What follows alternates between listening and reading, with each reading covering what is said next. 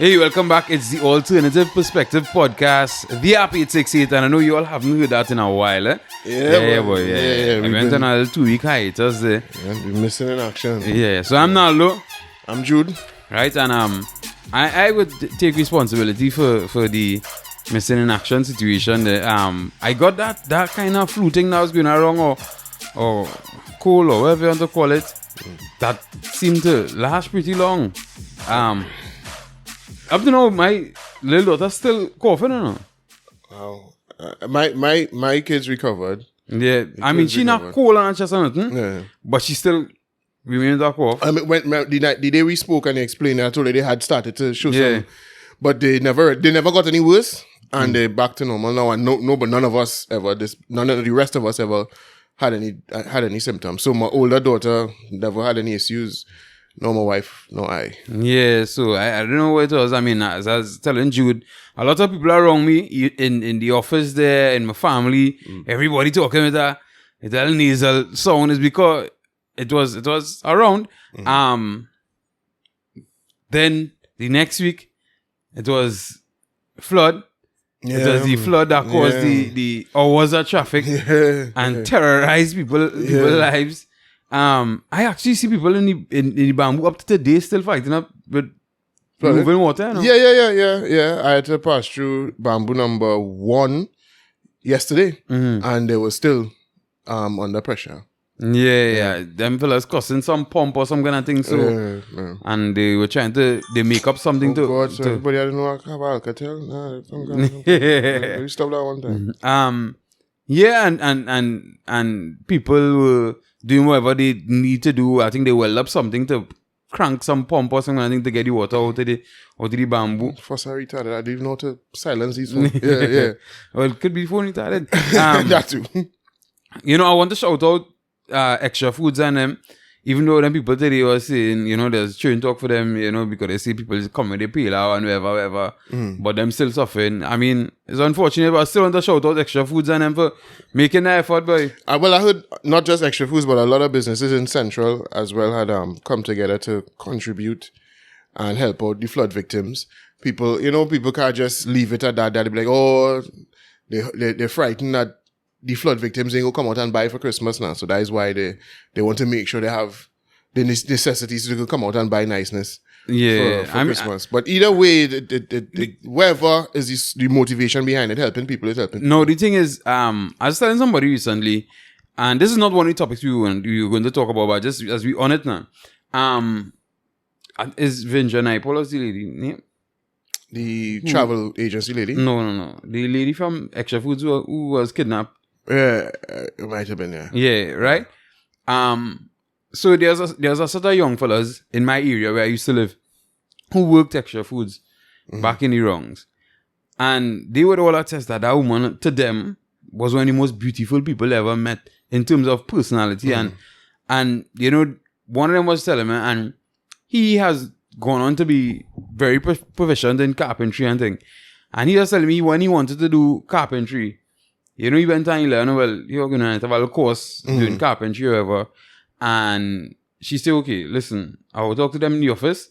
And I think it was $1,800 or $2,000 or something like that to do it. And they gave him the money to do it. And then they just took it back from his salary or whatever the case, as the case may be. And, even back then, he was saying that, boy, I mean, they don't need to do that. And plenty of places not doing nothing. Because if you're going to learn carpentry, more than you're going to leave the go. Yeah. You understand what I'm saying? And, they help him out. And now he's making a living from Dana, boy. Maybe he wanted him to leave the grocery. Maybe he was a troublemaker. Right? And the thing is, so I think that's kind of an Extra Food spirit now. And they just normally give hampers and things and whatever. Too often. Yeah. I can't say I'm familiar with the philanthropy, but it wouldn't surprise me because they do have a kind of community outreach vibes about them. They like to when they set up a grocery somewhere, they like the community to be aware that they're there, and they would open with a big event for people to attend and so on. So it wouldn't surprise me that they're very generous outside of that. Yeah. So shouts to them, boy, and. I mean, to the flood people and people who still suffer, and people who suffered before, sorry, we don't know what we could say or do again, I mean... we could fix the problems as we could... Well, we can fix right, it. oh, yeah. You understand? Not we. Hey, saying so, I want to say, I want to commend the government for the budget surplus. We give them licks, rightfully so. When they do shit, we real thumb them up. Figuratively, not literally, right?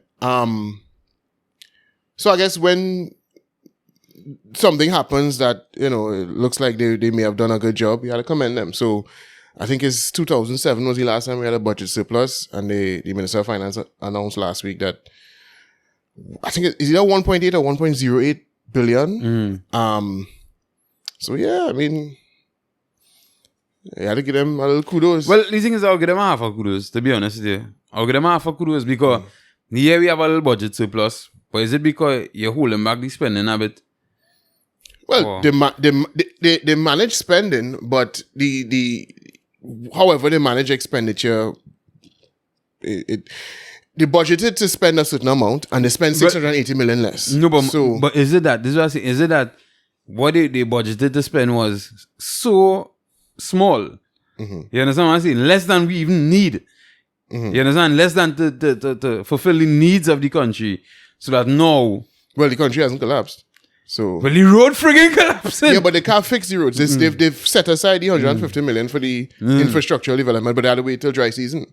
So they can't fix that right now. And listen, I'm not trying to cheerlead for the people on them, but the Prime Minister did come out and say, listen, we are aware, we've heard all of the arguments, we know the roads falling now, but the rainfall has been ridiculous. He talked about the state of the soil, especially central to south, it's more clayey, and you get to use the geology degree now. Right, okay. You went to town. And saying, well, and when that becomes waterlogged, it just becomes soft and the road can't support the pitch on top. So, but they can't do anything until the rain stop.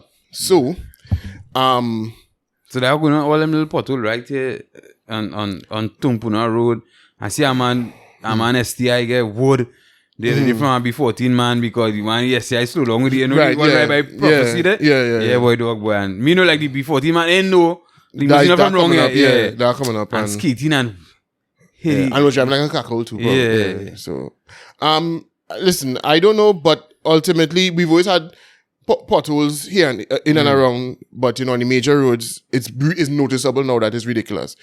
And even with respect to those, you could come and fill it, but because remember, we've had a large volume of rainfall over the past few weeks, so until you're sure that ain't coming for a few weeks, you can't come and do no roadworks. But either way, like I say, it's not the first time. It wouldn't be the whatever circumstance you might want to point to and say, well, it wasn't there because we've had a windfall in revenue as well.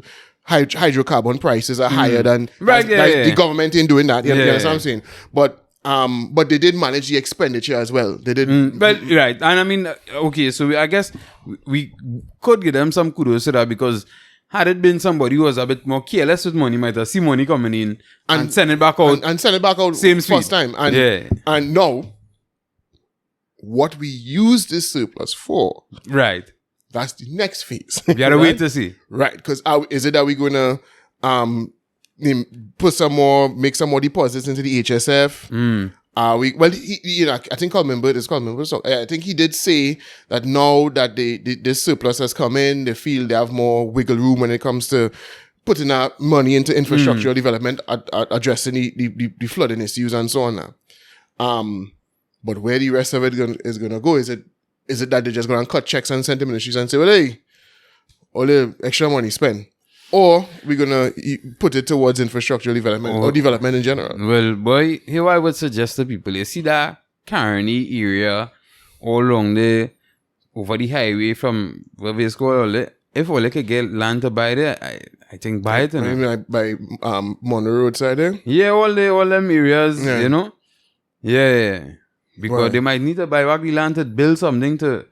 Drink something to build some sort of pond retention ponds or something. I think, well, this is above both of we pay grade here, but from what I've been hearing, a lot of people say, people who supposedly have information in that regard, is that we have been failing, government after government has been failing to address blockages on the water courses and construction on the riverbanks. And what happens is because they don't address it before it happens, structures go up that can't come down, and then they'll come and they'll plug a hole here, and they realize when rainfall again that they only diverted the water to somewhere else. Yeah. And it's only when the rainfall then they will understand. But I mean the structures can't come down. What? They put it by God. Listen. That is what the person say. The structures can't come down. And the person, I could say works with the ministry. Okay. With our ministry. All right, but has some relation to these things. Listen, I taken work to take down the structure for they don't know how to. Well, it could be that even that the construction work that took place, even if you remove the structure, it wouldn't change. It wouldn't change. You understand what I'm saying? So yeah, the only one we can find out that's still taking the work to remove it if we need to remove. You understand? So yeah, as I say, I just felt like we needed to point out that because it was surprising to me, and as I say, somewhat commendable. Right. So since we commended, I want to give them a next commendation. They did this thing down Carnage, boy. I think they call it the Carnage fish fry or yeah. A real nice, boy. Yeah. I haven't been to it, but so I've heard. Yeah. It's real nice. I mean, I've yet to taste anything down there that was real best. To be honest, but I know them fault. I know them fault. Yeah. And I think West people might be happy with getting food down there because you know them in really no much flavor now, boy. Plenty of them, right? Wow. So, Wow. So where they grew up? They grew up here. They're not foreigners, you know. They might be. Yeah, but plenty of them don't on that side. Now we talking about Carnage, eh?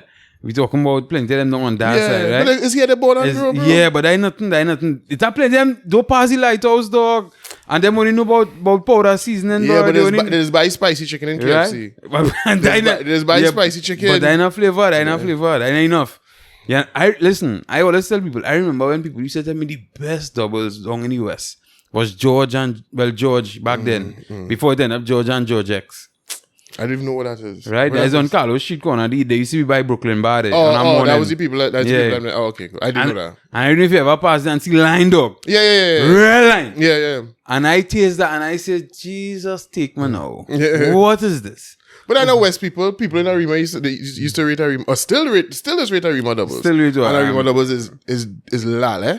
Is pure lal. When they say Arima doubles, like by the dial, the people who's by Rafina and them. I don't know the people them name, bro. You really know people name. I don't know them thing. I just know that, and I don't even, to be fair, I don't know if they still be there post COVID. But before COVID, if you pass by the dial, and especially on a weekend, Friday, Saturday, you'd have about 4 doubles men or women on the pavement. They right round the corner before what they used to call the studio. What was the name of the club before the corner there? What used to be? It have living room. Living room was on the left hand side. Fifth element was on your right. Fifth element is what I'm trying to say. Right? Yeah, fifth element, right. So from there down to the dial, it used to be. But Rafina was bad, man. Brother, man, I've never tasted doubles from anybody in Arima that I didn't feel to spit out. Serious, now Rafina was good. Rafina was good. Back in the days, as early as I go to go, Rafina. And people just really DB doubles, and I find that. Nah, DB doubles do really hit that. And I saw people. Yeah. So I mean, it's debatable. But people. Or you could go down there and try it, and you could let us know. You could go down in the fish fry and taste and see what they are down there. But I must say, you're not a big seafood fan. It was. I find it too expensive. Seafood too expensive, especially let's get free. Or ain't feeding them fish and growing them fish nothing. You understand it? So the boat does run on water or split or. But I think I mean. And the time they're going out with the fishes, boy, that with nothing. But think about it, you go and catch fish. You spend a night and catch some fish. A man had to grow a fowl for months before he could sell the fowl. Anyhow, that could end up in our next debate that people might as well kill you for. I kill you, come in. But yeah, but that's a real good thing. It's real nice. I must say, pleasant. I mean, right now it's not good order. But I think the Prime Minister was. he seemed to be particularly involved in that. Well, that is project. his Constituency. But apart from that, there are plenty of things went up in his constituency that he didn't seem to be as involved in and happy about when it came up. I don't know why. I don't know if that had some history with terms of promises that were made or whatever, but he was very, very, to me, seemed very involved in that particular project. Well, Dr. Oliwai, big up yourself for this one. I mean, big respect, because that was the name of the place, the fish fry, it's not Shagram, it's Carnage Fish Fry. Yeah, it's a nice place. And of course, a lot of people look like me and you selling on it. You know, like me and you and I don't look the same. No, yes, I think we do. I think we look the same. I mean, same complexion, everything. You know, barely the same complexion, bro. But yeah, I get your point. Yeah. Yeah. So you know, giving the black youths opportunity, or the youths opportunity to do a thing. Right. So, and you know, the black and the Douglas youths. Yeah. Right. Big up all yourself. I mean, so all right.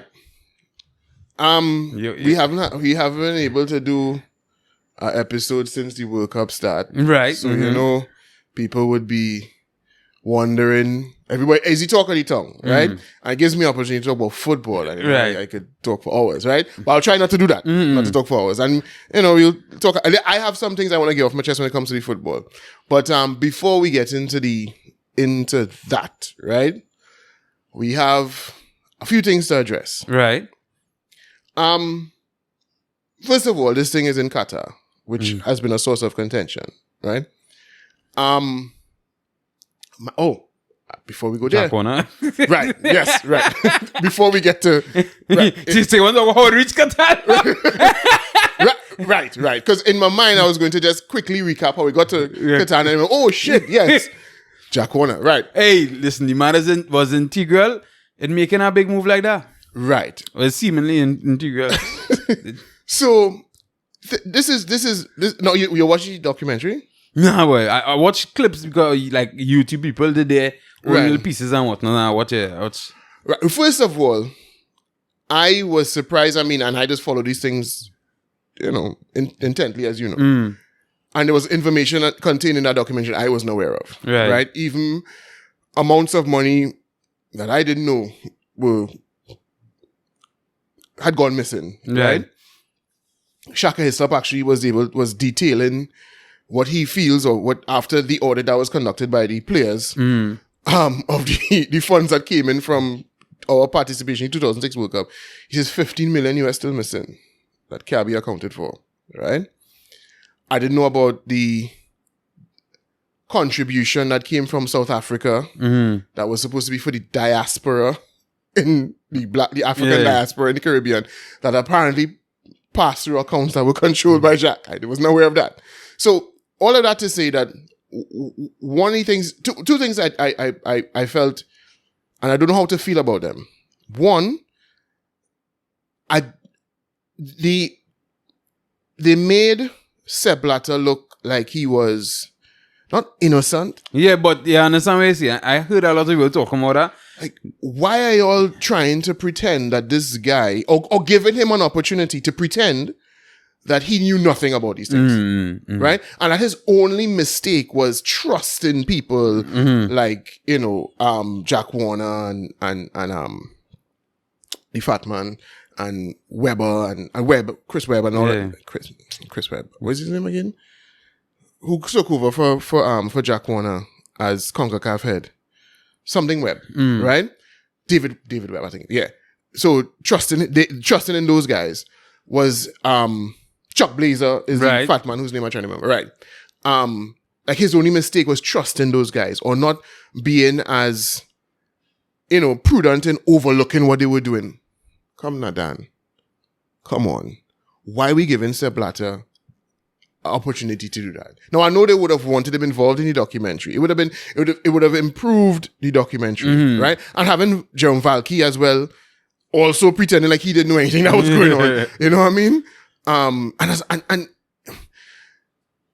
especially Jerome Valky, he was like, you know, acting like if he's calling the things that were being done by other people, you know, is just so incredibly stupid. It's so stupid, you know? The fact that they didn't think they would get caught, they, bro, come on, you know what I mean? So that's the first thing. And the second thing is, they made, if their intention was to make Jack Warner look bad, they didn't achieve that because Jack Warner has already been disgraced, right? So they didn't really, as I say, there was a little bits and pieces of information I wasn't aware of, money here, money there, but they didn't really make him look like any more corrupt than anybody really thought he was. Right. But they made him look very bright. Yes. They made him look like he was a kingpin, right? Like he was the one moving all the pieces on the chessboard. And Sepp Blatter was just the one who had the most grease on him. So you couldn't really get a hold of him. But Jack Warner was the man moving the pieces around. Which I don't know how to feel about. I don't know if to feel proud of that, not proud of that. You're supposed to feel bad. The Prime Minister would have you believe that everybody should be holding their head in shame because of what coming out in this thing. It was like, yeah, but Jack Warner kind of looked like the Don in here in this whole FIFA business, dog. I didn't know he was that manipulative. So I don't know. I wish I had seen it because I would have liked to know how you felt about it. Well, I mean, as I don't have the clip with the thing at with GTA. If that was any documentary, that's any documentary too. GTA was when they say nearly 5 million. I think they say nearly $5 million was sent to GTA, and this had this Englishman reporting, and and ask him mother. No, and he was standing in front of GTA supermarket, and he was like $5 million. Oh no, that wasn't a documentary. No. But there's no football pitch here. Yeah. You understand what I'm saying? No. And based on his understanding, the money was now given back to Jack Warner in Trinidad currency. I saw, it like that out there. They talk about, I think the 10 million he had gotten, the alleged 10 million he had gotten. Well, not alleged. He received it. What is to be is alleged is. But I was going on say for, right, he had what was done for, with it. Yeah, it's what was done with it because according to the documentary, all of the finances have been traced to accounts that were under his control and so on and so forth. Right, either his personal control or the control of CFU, which he controlled. Right, so I don't think it's alleged anymore, but I guess to be safe, you could say that that money was received. The South Africa money that Chuck Blazer was supposed to get $1 million out of, right? But that is the money that the wife say Jack Warner in game.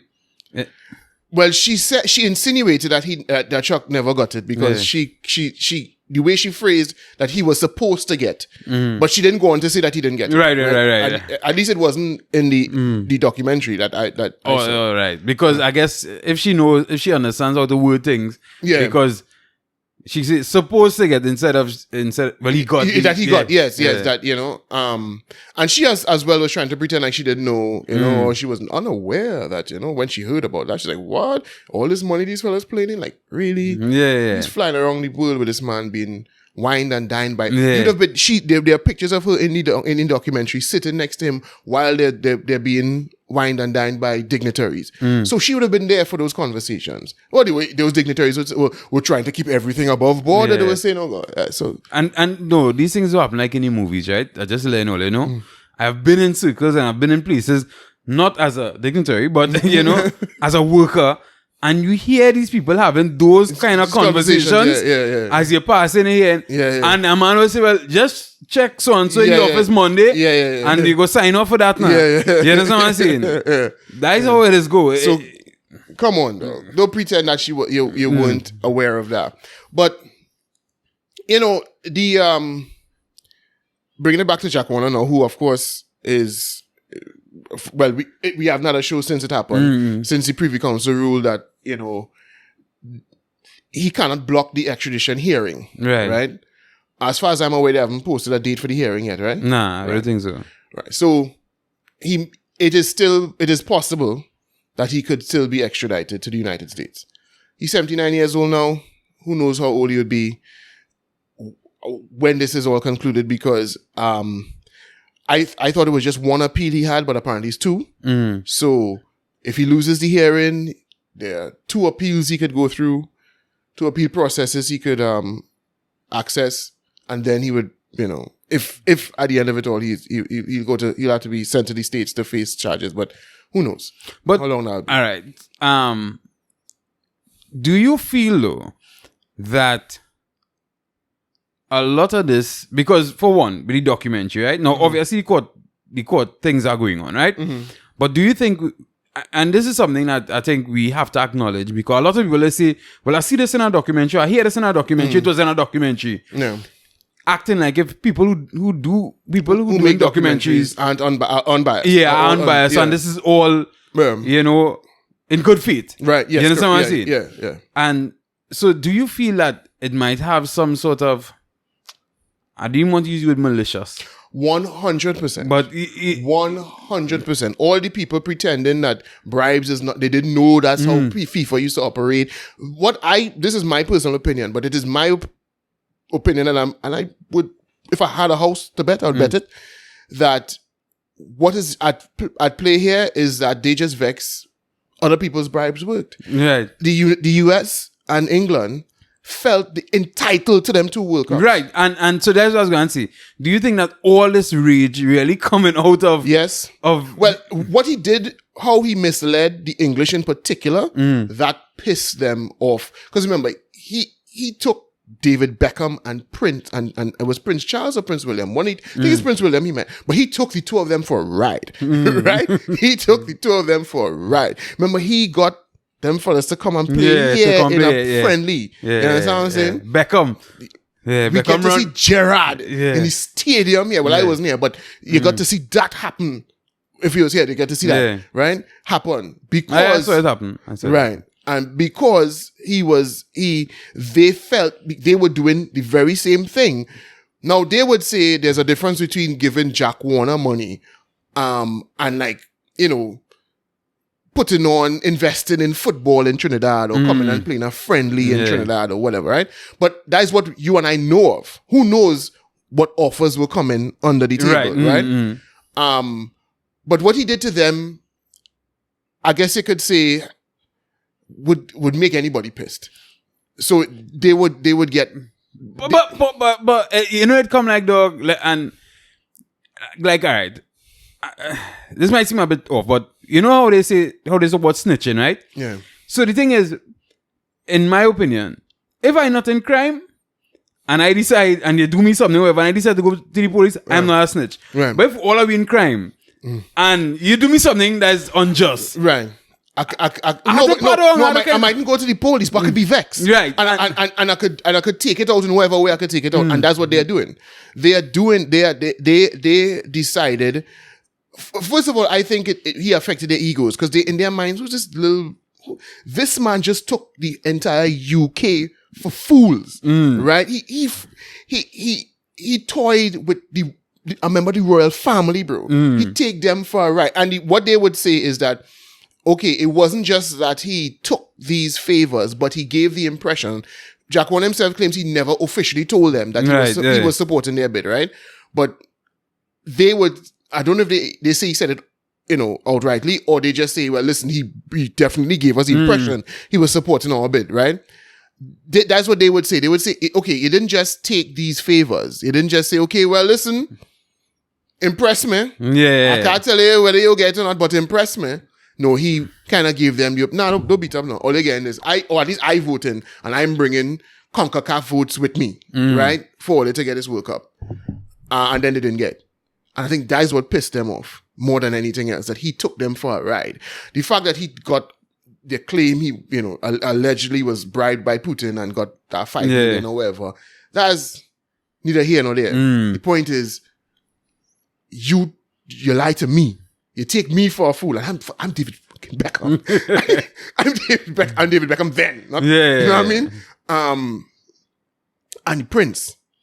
So I think that is what drove, and America, their sense of entitlement ends nowhere. And there's no, and even in the documentary, you're hearing all of the some of the commentators that they bring in, some of the people that they brought on to give their take on the issue.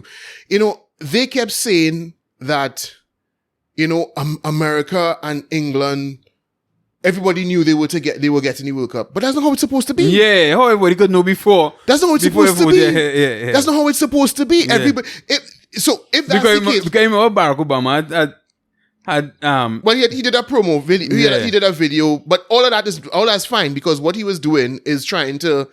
All of that is part of the package a bidding country would, and they would use whatever celebrities they can. And if you're American, you're trying to get a bid, Barack Obama, who's more, stately than that, right? Who else? Who could help you bid more than that, right? But all that's fine. But the point is, it's supposed to be an open and fair bidding process, and the other a country could have an inclination that they mightn't have it, but all of the officials not supposed to come together beforehand and decide, nah, we're giving it to England and America. Yeah. But then it's not a fair bidding process. So even in that, you see the hypocrisy. Because it's not supposed to be that everybody knew it's going to England and America. It's supposed to be that... So you see, so Jack will teach him a lesson. He teach him a lesson. Oh, so I feel like things happen wrong. Yeah. Oh. I go show the democracy. I go show the true democracy. Always talk about fairness and equality and giving everybody a chance. Both of those countries that have held World Cups before. You understand what I'm saying? And okay, England was a gazillion years ago, but America was just the other day. So what happened? Well, they can't pardon? But no. And then you hear any other I can't remember who they were now, different people who they brought in who were giving their opinions. They're like, America had all the infrastructure and and England, of course, having all of the stadia and all of this and that and blah blah blah blah. Yeah, but if that was the case, if we just gave the World Cup to the countries that already had the infrastructure, then only be rich countries. And I'm going to say that then the rest of the country, I was watching a thing on YouTube, I'm not saying, I mean, obviously, he's not for the corruption, right? But you're saying, if they only give the countries that financially stable and exactly have things in place already and popular already in football, then it will just keep going to the same people. Part of FIFA's mandate isn't to spread the sport across the world.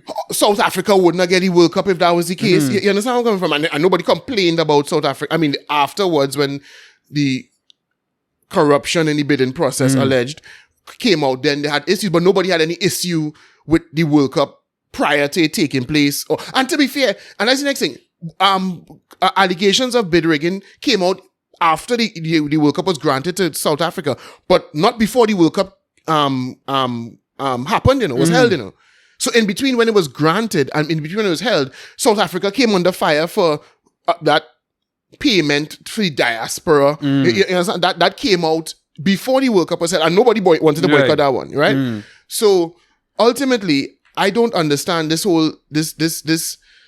And it as I say, it shows you where the anger really comes from, is a sense of entitlement. They felt we had a right to host this thing. I think, especially with America, I think that all this fire and all the fire that are going on today as the games are being played is because all the bitches. You'll make all it look real bad. You'll make FIFA look bad. You'll make Qatar look bad. Everybody gonna look bad. I mean, the US Department of Justice all of a sudden they want to charge men involved in. I mean, you would swear, yes, okay, because of they would have legal ties to the alleged offenses because money would have passed through US banks, and in the case of Chuck Blazer, a US citizen was involved, and so on and so forth. So yeah, I'm not saying they have nothing to do with it, but I mean, really. Loretta Lynch, she cares so much that she had to go a whole press conference to talk about that. They don't even know the name of this fucking sport, bro. You know what I mean? So all of a sudden they care. So obviously it's because they weren't granted the World Cup and they're salty. And as far as I could understand it, because you are mighty powerful nations, and this man from some tiny island now, half of them never hear about before, he just pull the rug from under both all day, and they couldn't deal with that, and that's why you're seeing. No, again, though I don't want anybody to believe that I'm saying it's okay for corruption to take place. No, in no way, shape, or form saying that. But let's be honest, all of this venom is not from a desire to stand up for the principle of fairness and and honesty and so on. No, it's because I'm full of salty. Because they were okay when they thought beforehand that they will get any World Cup. So clearly they were okay with whatever degree of corruption or possible collusion exactly was going to take place. They were okay then. Exactly. You understand? Nobody was...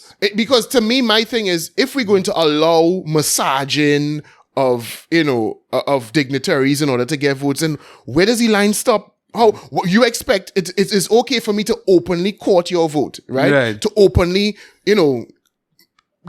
perform favors Right. for the purpose of getting. And because if we add values to these things, let's be real.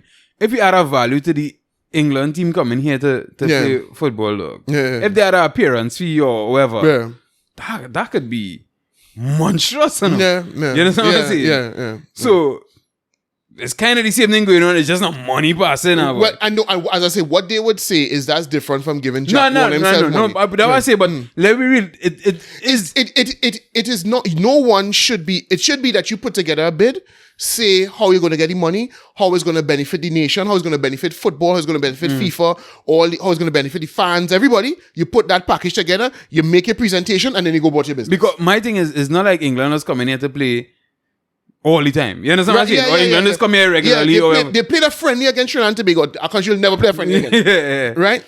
Let's be honest. And there have been ties between our nations before. Right?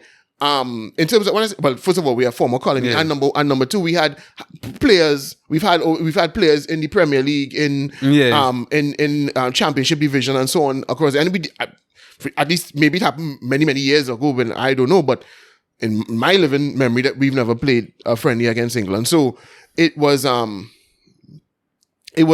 obvious. All of that is all of these countries trying to curry favor. So if we're going to allow that, then you think all of these people are going to just stop at, okay, well, develop football. They wouldn't say, well, give me a check too. Come on, man, oh God. So it is not. And one other thing, and again, I'm not a press officer for Jack Warner. I want to make that clear. But one of the things that you have to, Trinidadians and Tobagonians, or Trinbagonians generally, need to at least acknowledge is that while all of these allegations have been swirling and it's alleged that he's, all his money would have passed through his hands and so on and so forth, we can't say he did nothing for the sport here. Right, yeah. In the way that, because in the documentary, they were showing you, like, in Kenya, right? It's Kenya, one of the places where money was given to the federation. Right. It was the site of where it was supposed to have a big academy or whatever. This is a chicken coop, really. Is half a structure up and there's only chickens living there, right? They got nothing for their money. Right, I think it was supposed to be $9 million was donated to the federation. I hope it's really Kenya, or I'm misspeaking and I'm making Kenyans look bad. But the point is, some African country where the money was supposed to go towards a stadium and not stadium and nothing was built. We held under 17 World Cup here in Trinidad. Yeah, right. So that's when we built all them stadiums, them extra stadiums. Yeah, Malabar, Mani Ramjan, Atubolan, all of them. That's when that happened. So we have had some infrastructural development. We would never have gone to the World Cup if he didn't use his weight to get that extra place for CONCACAF. You understand? So, again, I don't want to say that it is okay for anybody to be corrupt. And maybe what we got in return or what we got out of it pales in comparison to what he got. Right? Personally, who knows? But we can't say we got nothing, right? Because the same players who were arguing with him, quite rightfully, again, I want to say that they didn't deserve the money, but who were arguing with him about how they weren't happy with the split of revenue that came from the World Cup and all of that, and they find they get small money and they didn't get the bonuses and whatever. In his mind, he's thinking, Dan, only would wish no fucking World Cup. Why? Or you could have make any. If it was three spots alone, or they could have make anyone. Or it could be Costa Rica, Mexico, and America. No. So he wasn't wishing blasted World Cup if it was for me. You know what I'm saying? No, again, not right, but that's how he's thinking. So the players. To be fair, Brent Sancho did kind of acknowledge that in the documentary. He did.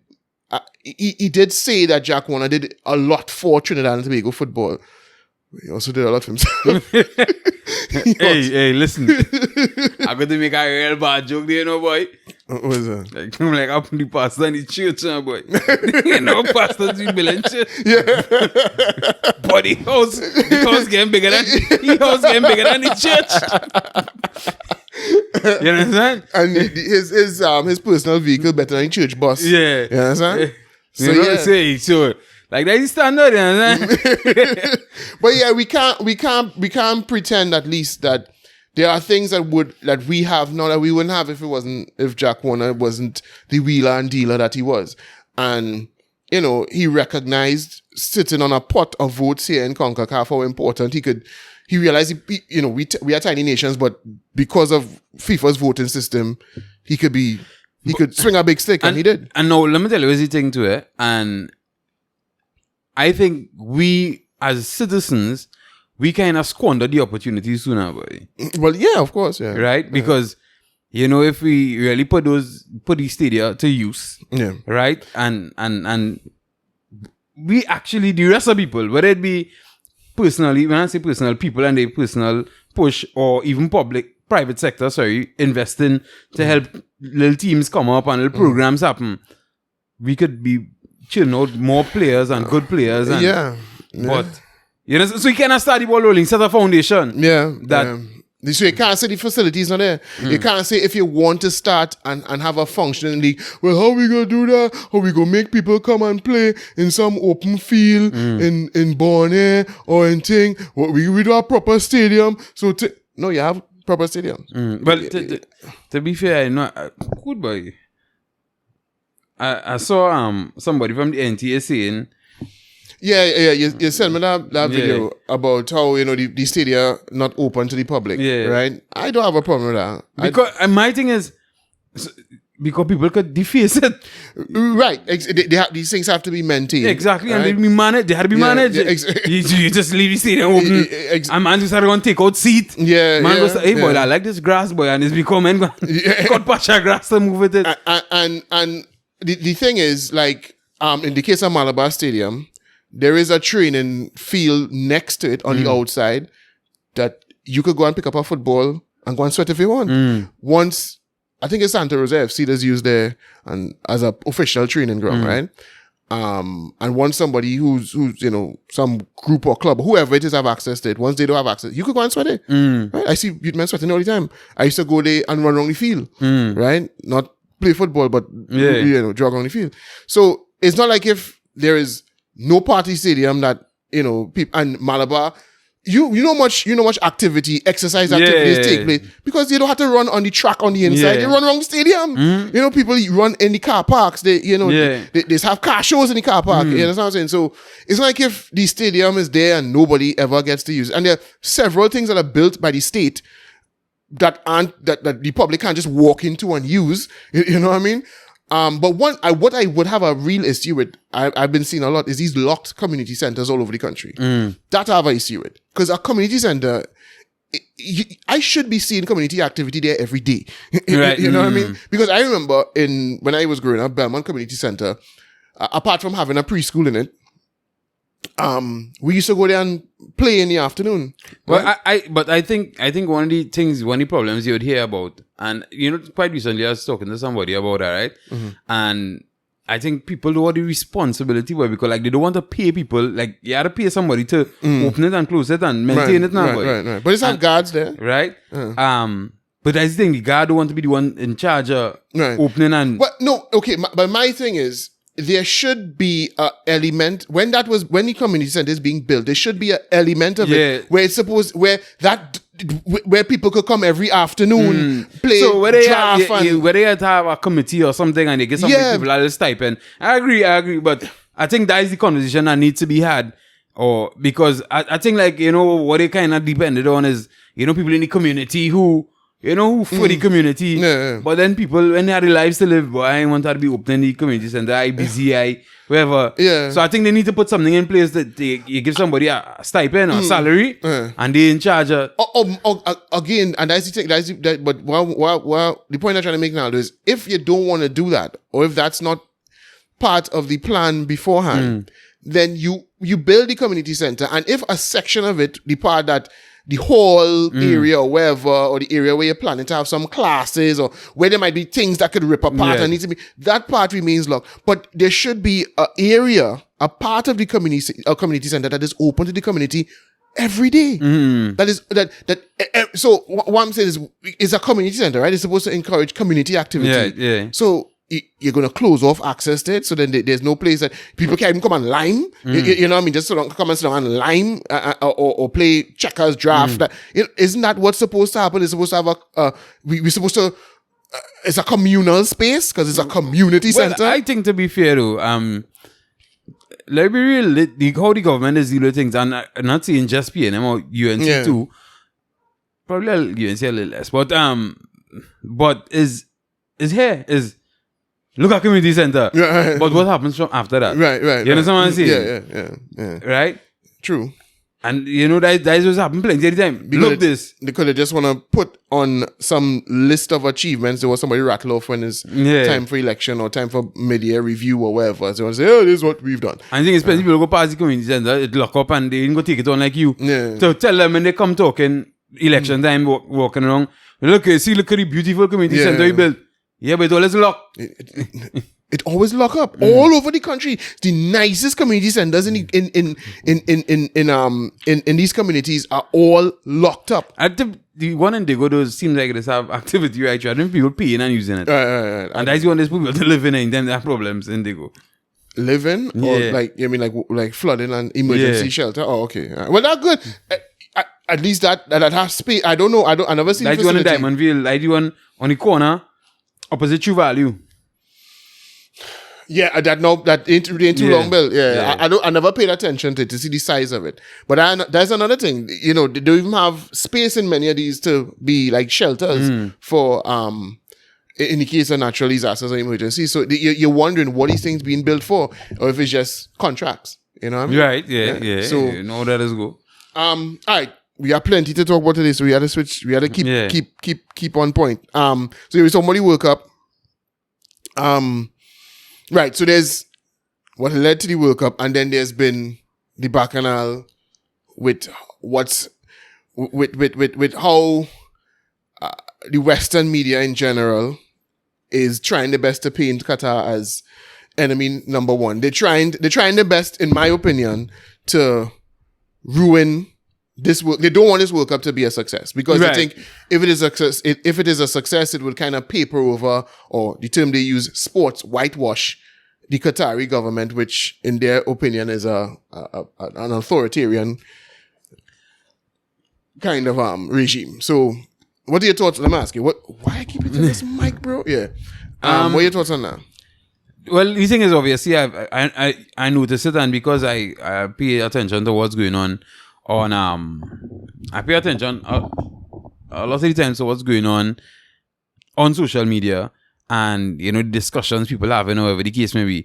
I have seen the rebuttals. I've seen where people say, well, I hear, boy, and it ain't as all, you know, because, like, for instance, I saw a video of a girl. I saw many videos, but I saw one of a girl where she say her friends keep messaging her now, boy, and like, hey, be careful out there, you know, you okay, you're safe, and she's like, what? Yeah, safe. Why you all keep messaging me there? Was she gay? No. Why was she they say the police has beaten, the Qatari police has beaten supporters or patrons.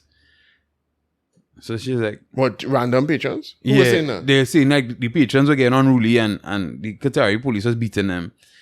And so she's like, and they tell her exactly what game or whatever it wasn't. Yeah. And she's like, what?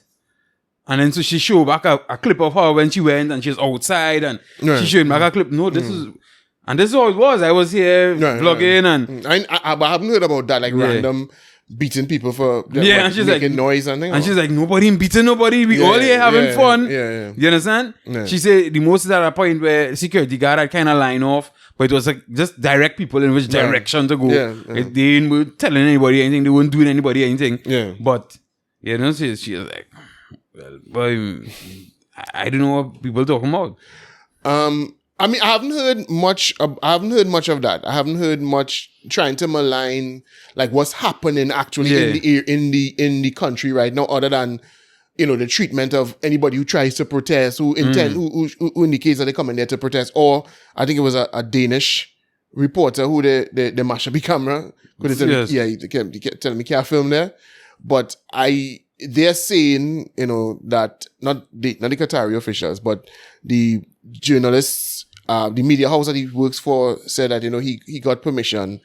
They're saying they never gave anybody permission because they were told that no cameras were allowed in this particular area. Right. I don't know what he was trying to capture. I don't know what story he was trying to tell. If he was trying to tell a Western a Western perspective kind of story. And the pattern. I don't think it's that. I think, but I understand what you're saying with that.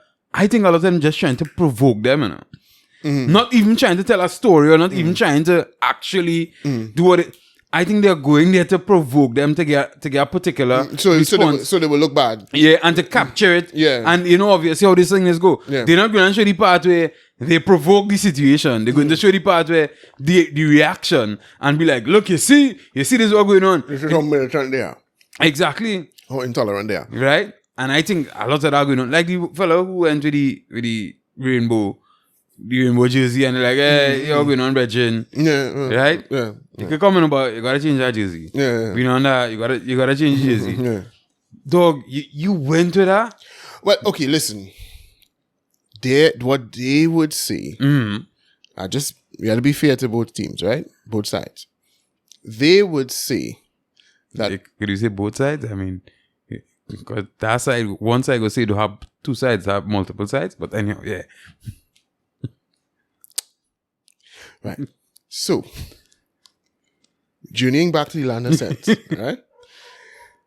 They would say that the Qatari treatment of LGBT people is so appalling that any opportunity you get to call attention to that fact, you have to take. Because human rights, in the words of the German FA, human rights are non-negotiable. We'll get to that in a second. So, in the same way that somebody an activist who wants to call attention to climate change issues would spoil a painting, a Van Gogh or whatever, right? Yeah. Many people would ask the rational question, how the fuck does that stop climate change, right? What do you think? You're going to ruin the painting and then all of the people who have been deciding, who've been investing in hydrocarbons are going to say, oh no, that white young teenager is upset. Let's stop. Do you think that's what's going to happen? No. So then why are you doing it? They'll say, well, we have to reach the stage where they know, meaning those in charge, the elites, whomever is in control, understand that we're not going to stop until you change. So that's what they would say, the rainbow t-shirt wearing individuals, the people who go there knowing full well what the rules are, being told from long before. We want no political statements in that direction at all. And to be fair, FIFA and like all sporting bodies, international sporting bodies, discourage political statements of all kinds anyway, right? But whatever. So they know that they know that full well, but they still go doing what they do. But they would say that, listen, the Qatari government, the Qatari regime needs to know that the rest of the world is not accepting this. We know that those are your rules, but fuck your rules. We come in to make a statement. That's what they would say. Okay. Well, boy, I tell you, Ole go brave. Because, well, it's like, I mean, I understand. And you know what's the problem? The problem is they have bullied so much people that they feel they could bully anybody now. And Ole going on the wrong set of people now, boy. Like, dog, like we really lost. You understand what I'm saying? They're not going through that. They're not going to take that shippiness with all you and feel, oh my God. God, but the pressures of the world, the pressures of the West is on us. So we need to no, Dan. Them is not them. They're not that. But they have bullied so many people around the rest of the world and cancel people. They figure, well, we could go there and push too. Yeah. Well, okay, but then we get to what is really at play here. What I gave you there just now is what they would say. I don't believe any of that. 99.99% of activists, in my opinion, are attention seekers. They're narcissistic individuals. And they're actors. Precisely, right? They know damn well that sticking yourself to a painting ain't changing bullshit, but they want to be some of them, if you want to be very generous to them, maybe a lot of them are nihilistic and they're looking for meaning in their life, and this is where they go in, but they aren't really looking for any change. I actually saw somebody compare these activists to mass shooters, you know. In the sense that they're looking for fame, right? That's it. Yes. The and relevance. The guy who ran across the field in the jersey with the flag. You think he really thinks that having done that, no, the Qataris are going to change their ways, or no? And I think he to his credit, he did it at the right time, because if he had done that, like let's say he had done that in a friendly leading up to the World Cup, I am pretty sure the Qatari officials would have dealt with him in a much different way. But because the eyes of the world are upon them now, they have to just deport him. Because if they do him what they really want to do him, it gonna look too bad. Yeah, so it's Houdini out there, you know? It's Houdini, you know? They'll lose him, you know what I mean? They'll lose him in some prison. So I don't. So to be fair, but that's what it really is. I was talking about the German FA the other day, just now. I was so glad when Germany lost that game, and much happier when they were sent packing. I don't have an issue with Germany in the World Cup. You know, they're not one of the teams I hate, but I was so glad when they were sent packing, because that nonsense they did before the game, it shows me where the players' mindset really was. Now people go say, oh, that's not why they lost. And I'm not saying that's why they lost. But you come in there with, as Eden Hazard said, when you come to play, he going home too, but that's a different story. But when you come to play football, your mind should be on nothing but the football. The fact that you had time to be talking about what band you wanted to wear, and then ban you with the band, so you come together and think about some shit. Because let's be honest, this has nothing to do with helping the people in Qatar or bringing attention to anything. Because my thing is, if human rights are non-negotiable, why are you at the World Cup? You could have just not gone to. You should want no part. You know, to go in any country where human rights is not at the forefront for you. If you think that they be inhumane, I don't want part of this. I go step aside. Let somebody else come. What would happen? FIFA would reprimand Germany, but you shouldn't even respect FIFA. FIFA is the organization that allowing this competition to be held in this country. So you should be like, FIFA, do whatever you want, bro. But it is important that you're playing a World Cup, right? So it's either one of two things: either take the stand, hey, that's what Qatar on. Nah, dog, I'm not going through that. I am not, because the whole idea is that this tournament is sports whitewashing, right? You're whitewashing the depravity that's taking place in this regime by, all of the human rights violations that are being conducted by this regime, by holding this tournament and making them look like these acceptable people. You're endorsing it. So why go there and then put your hand on your mouth? What does that do? Because putting your hand on your mouth does nothing for any of the people in Qatar, right? The only people it helps is the German FA. Because you get to virtue signal and you get to help to brand your team as a socially conscious team. And let me make it even more fun. If there are Qataris who are part of the LGBT community and having a difficult time living there, take them in the country now, accept them, open the doors to them and get them citizenship. But to be fair, I think they would. You think they would? No, I think. But then put it out there. No, I mean, well, first of all, especially Germany. Germany, you can't. Nobody could accuse Germany of turning away refugees, right? And I'm pretty sure if a Qatari citizen showed, because remember, Qatari refugees, who flee in that sort of persecution, they are not going to be like the refugees from Syria, war-torn nations. Right, yeah. They come with money. Come with money. Yes, right. You understand what I'm saying? As a matter of fact, one of the biggest sources of hypocrisy from all of these European countries especially is that they all have Qatari investments. They all have Qatari investments, especially the UK. Harrods? You've heard of Harrods before, the major department store. I think that's wholly owned now by the Qatari Foundation, right? The royal family accepts donations. Yeah, I know. From the Qatari Foundation. Al Jazeera is owned by Qataris, right? And they don't ban Al Jazeera in any of these countries as far as I'm aware, right? And if Al Jazeera, if there's a media outlet owned by, these, in your view, monstrous people, then you don't think that they'd be using that media outlet to kind of, as a PR for their practices. So then you should ban Al Jazeera too, but no problem with Al Jazeera showing. So all of these contradictions, but in back to whether Germany would allow them, yes, they would, because it wouldn't be a lot. Qatar is a very small country, number one. So it wouldn't be a bunch of them. But I was saying, then you do go through all this, all the Germany do go through all that. You could say that, and that would be the biggest virtue signal you could ever put out in the world. And they will, wait, Germany, look at that. They're so nice. And they're so... They could have just left, not gone to the World Cup, right? Now, one of the things I would say, though, is that one of the things I keep hearing people say that I feel a lot of people don't understand what they're saying when they say it, is when people say things like, is their culture, so just respect the people's culture. That's the culture. You know, that's how they are. Those are the rules, as in, but so just what's the big deal?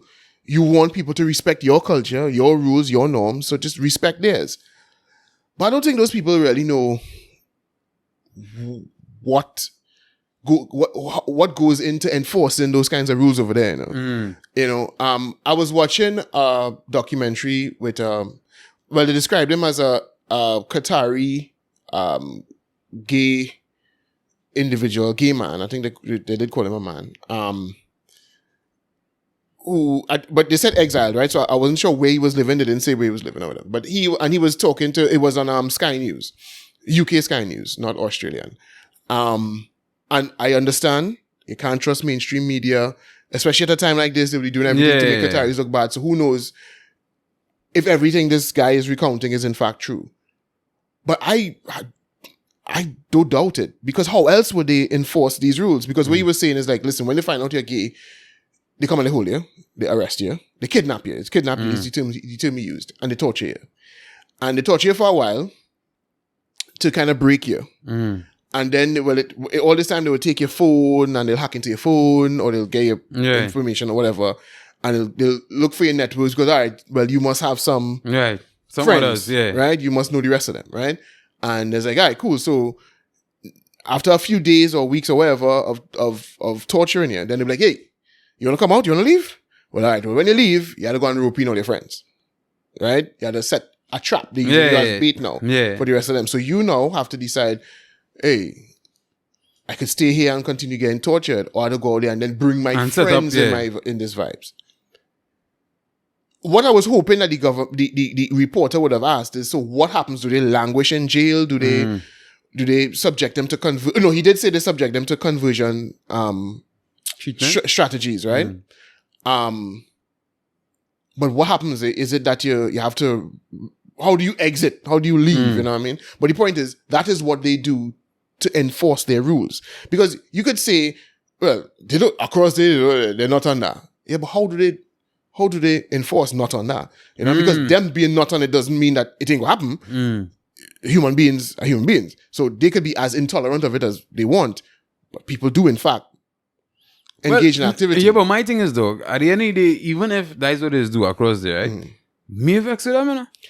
Nah, though. You can't say that. Because, you can't say that. You see, listen. I listen, you could say that, but then you would be doing exactly what people accuse, not you, but the general public of doing, discounting the lives of people in that community. No, my thing is this, right? I know that's something that you believe in too. But dog, at the end you have a choice. Right?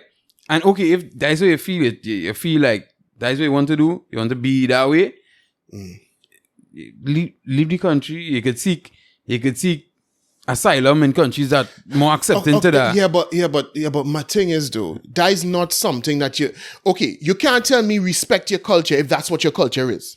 Right? I can't respect that. Well, the thing is, for me, why dog, if that is how you want to run your place? Yeah, no, but we can't say that, because if we wouldn't say that if it was any other people, they were doing that too. No, I understand. I'm not saying to invade them and make them change. I'm not saying that, okay, all right, they're doing that, so we have to go to war with Qatar to stop them from doing that. No. But what I'm saying is, when people say, people act as if, well, it's a rule. They don't allow that over there, so you just have to know what you're doing. But if you were that way, how would you feel living in a place where if you expressed yourself intimately, you could get tortured, bro, for having consensual sex with another adult. You could get tortured. That's not something to respect. That's not. So all I'm saying is, don't tell me that is their culture. But bullshit. But I think that is because that how you're thinking, they might be very westernized now, but in your thoughts. Let me tell you why I see that. Because their state and religion, I don't want to say are one, but it's kind of like one. I guess that is what. No. Because I wouldn't respect any religion that advocated that either. I would not respect a religion and I cannot respect a religion that says that you, in service of your God, have to torture people for having consensual sex with other adults. I cannot do that. People will tell you that in the Bible side of things that God destroy a whole city for a variety of different sins. But fornication being one. Right. But I don't think they're proud of fornication either in Qatar. I wouldn't say that they are either, but the point I'm making, I cannot respect any religion that is used as the basis for that type of behavior. And what I'm saying is, when people say that is their culture, respect their norms, I'm saying that, and I understand what it is, because we live in this Western world and we live in the opposite extreme, where we start to feel like, these people don't just want acceptance, they're pushing an agenda on you. They want it every day. So when you hear about a place where they're not on that, you kind of like, in a kind of way, like, I wish here was more like that. I wish we was more, But then you understand that, okay, yeah, but how that happens, how they enforce it over there, it involves them torturing people. Yeah, but I cannot respect that. No, listen. You that's not. I don't mean to keep cutting you, but you can tell me. I'm not saying that I will go out and become an activist to force Qatar to change. But don't tell me respect. You just respect. No, I respect that bullshit. That is bullshit. I'm not, if I go to a place, I'm not going to come there to lecture you. I will just, if it bothers me so much, I'll just avoid your place. But you can't tell me respect that. How can I respect that? How can I respect? No, but is it that people are saying respect that from the outside, or they're saying if you go there, respect it, or if you understand what I'm saying? No, not if you go there, respect it. What they're saying is, y'all who are trying to tell Qataris how to live need to respect the fact that they have their own way of doing things. And to an extent, I understand what you mean, that yes, people do have a right to govern themselves. But you can't ask me to respect your right to torture people, to torture innocent people. I can't respect that. In the same way, I can't respect the US imperialist agenda, or respect the idea that the US feels it's okay to go and start a war somewhere so that they could benefit people in their own country, business contractors in their country. I don't respect that either. You understand what I'm saying? So don't ask me don't tell me that, this is just a difference in how we see things. I could understand if you're telling me, well, in one culture we like fat people, in the other culture we don't like fat people. So when you come here, just respect we culture now. Okay. Or from over there, just respect. Oh, they like fat people? Cool. We don't like fat people over here. Right. But if what that really means is, well, when people fat here, we shoot them off buildings, then I can't respect that. I can't be like, oh, all right, no, I understand, dog. You have your way and I have mine. Nah, like shit. And we wouldn't say that in any other context. But all right, so as I say, because their beliefs might be tied to their religion, for me, I would say I'm not trying to rub with them and listen, I'm no Islamic scholar. I don't know anything about Quran. I'm not going to pretend to. But I am pretty sure that just like how we ancient Christian cultures used to use the Bible to justify fuckery, like slavery, I am pretty sure that them. Again, I don't know. I shouldn't even say I'm pretty sure. But I have a feeling that a lot of this is the way we are choosing to interpret, right, and how we are choosing to deal with something. Okay, the scripture might identify that it is wrong. The scripture might even identify that you should avoid. But is the scripture telling you to kill? torture and kill and throw them off buildings or whatever like that? I don't know about that. So I think this is human beings being human beings as usual, right? And some people might say, well, yeah, they are very militant in how they safeguard some of their religious traditions, and they're very fundamentalist because they know from the minute they start to stray from that, they go end up like how we are. Okay, then make the argument and stay that. But don't tell me that it's just a difference of opinion, because if it is that the World Cup was being held in Sweden, let me not identify any country because people might get offended. But let's say it's just some country named Existan, right? And in Existan, they believe, because of their religious belief, that excess melanin in your skin is a sign of depravity. And so when they encounter people with excess melanin, they incinerate them. Then no big deal. This is the basis of the religion. The religion tells them that this melanin, this pigment you see in here, that's really signs that they are the descendants of some ancient demons. So, I mean, it's only right that you expunge demons from your home. I.e., there's born black people in a oven, right? We wouldn't be saying, well, oh God, dog, oh gosh. It's just a difference. That's them culture. Let them do them, and we do we. No, you know what I mean. You go quarrel with the people and them. That is the thing. That they believe. That shit. But then, as you see, then if it comes down to you think is a human rights violation, or you think, then stop do business with them and do that. No, I agree. You understand what I say? Yes. And my thing is, leave them. Let them be how they want. State how they want, and everybody else move to suit. Instead of trying to change how they want to do things. So you're changing, yes, you're trying to change how they do things by you withholding your business or you withholding whatever, right?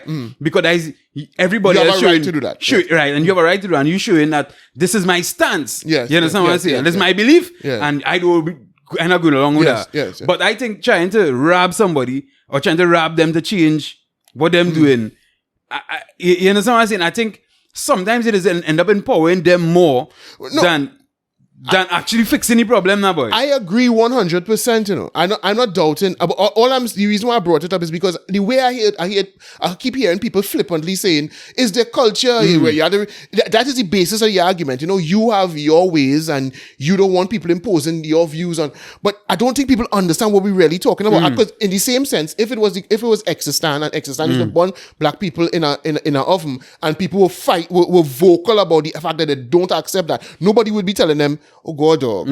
Oh gosh, just respect the people, them culture now. That's how they are. That's what they believe. No, you wouldn't, because you'd say, hey, yeah, we could respect differences of opinion, but I can't respect burning black people in oven. You know what I mean? So I don't. The only reason I mention that is to say that I think people I don't think they understand how appalling the treatment of those people and the migrant workers as well. You know what I mean? Which is probably even worse in the sense that, that's essentially modern day slavery. So, all of that is awful. If the treatment of the migrant workers, if that is true. If it's true, yeah. Because right now that's real debatable. I know that, that's a big debate. That's a big debate, right? So if it is true, that's awful. And if what is, what I heard in that report about how they treat, LGBT people is true, then that is appalling. And it's not just a question, well, the culture. I think we kind of, and as I say, I know where it comes from, because we live in the West where we feel like we under the thumb of them, right? Because it seems like incessantly being promoted, and you to the point where like, okay, bro, I understand. You have your right to be how you want to be. I feel like you want me to sign off on you on how you behave now, and I don't understand why. So because we live in this, we kind of hear about what's going on in Qatar and be like, okay, so what's the big deal with that? And let me be clear. I mean, I don't feel that way. Like, I don't feel like, we should, across on this side, be like how they are. No, right? I don't think people understand how they really are. Right. They just think that is a country. They think it's like how it was a long time, where, okay, that exists, but we don't promote it now. But you know what I mean? They don't have it in the shows and in the this and in that. They don't willfully promote it. That's what they think it is. But in reality, it's a much worse situation. No, the thing is, I understand exactly what you're saying. And I would agree to some extent. I would agree that a lot of the people on this side of the world don't really know what is going on that side of the world. Yeah. Like, and you could probably reach out to some people if they want to be honest with you. Because I had a friend, right, who left here to go and work with... In Dubai? Yeah, right? With the airline, right? Right, yeah. And she was telling me, when you land, they could randomly take your phone or your laptop and go through it, you know, to look for things that they not on about, pornography and any of them things. You know, right? Yeah. She has also told me, when you go and buy a SIM card, it is made clear to you that your calls are monitored. You understand what I'm saying? Yeah. No, obviously a lot of people sit down here and watch Dubai and watch them. Yeah, they're real nice, but I want to go one day. But they do know these things. Yeah. You understand what I'm saying? And I mean, Dubai getting a little slack now in terms of embracing tourists and letting tourists kind of do, you know, what they want. Western things, if you want to put in like certain that. sections, yeah. In certain sections, yeah. Right? But if you try to tell people that, they'll be mind blown. Like, like, so things like WhatsApp calls and things don't really work from there. You start to get VPN and you know, back then it was Skype was the thing, you know, one of the things I would have to use to talk to Anna boy. It was real difficult because she'll let you know that they block them things because they want you to call so they could listen to the phone call. So they can know that you're not bringing no aspects of Western culture into the place. You're not promoting no folly. Right? Yeah. And, you know, so the thing is, so I understand how people on this side of the world who they see those places and kind of glorify them. They don't know what really what it takes to enforce these rules. But because the result of it is what they like, you know, in other words, it is a more conservative culture and they don't really like the way Western culture is going, you know, way in the opposite direction, right? They don't really like the direction the West is going. So they're thinking, well, all right, these places, they kind of uphold these traditional values, but they don't know what goes into that. You know what I mean? They don't understand that. No, they don't just leave it up to you and for you to exercise your common sense. No. They essentially run your life. And if you do things outside of what they find acceptable that may be completely rational to you, they could take a turn in here. Yeah, because think about it, people out there. Well, plenty we have something on your phone that shouldn't be, but they see it come up in a group, it end up on your phone, and just imagine you touch young in Dubai, but I don't know if they just do regular tourists, but she has working and was there for a while probably. So, but just imagine as a regular tourist, you touch young and see, you can see your phone, and they come across some wildness on your phone, and you end up spending your vacation in a cell. Well, I think they'll just seize your phone or they'll delete it or they'll do whatever and they'll let you know one time that they'll be doing them thing. They'll come and share them things. Yeah. So it every time I hear people say that culture thing, it just give me. You can see that with the alcohol. You know, they're not on the alcohol. All right, nobody has a fundamental human right to drink. You understand what I'm saying? But as much as some people might not accept it, I think people do have a fundamental human right to express themselves intimately with whoever they feel like once is an adult. You know what I mean? I cannot imagine having those inclinations and being unable to express them for my entire life living in a country. I think that in and of itself is torturous. You know what I mean? So for them to be engaging in that, I think is off key. Well, places like Holland and thing accepting you, boy. Well, yeah, but I don't want to go there. I don't want to live here. Let's say Qatar, you're born and grew there. Now, if you're a expat or something working, then you could make the choice to go back where you come from.